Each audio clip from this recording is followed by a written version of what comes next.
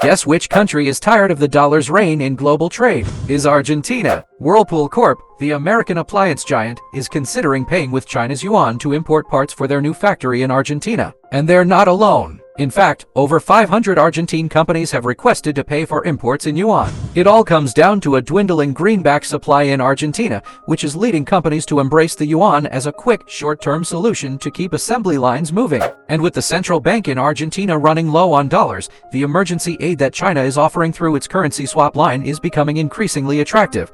But what does this mean for China's ambitions for the yuan? With the People's Bank of China signing currency swap agreements with some 40 countries over the years and steadily expanding its fledgling homegrown network of cross-border yuan payments system, known as the CIPS, it seems like the yuan is here to stay. One thing's for sure, the trend highlights both Argentina's dire financial straits and China's growing influence in the global financial system. And with more and more countries signing currency swap agreements with China, it seems like the yuan is here to stay. In summary, the shift towards using the yuan in Argentina highlights the country's financial struggles and China's growing influence in the global financial system. It remains to be seen whether this trend will continue and how it will impact the US-China rivalry and the dollar's supremacy in global trade. Follow for more updates. Wikifx, a global broker regulatory inquiry app. See you soon.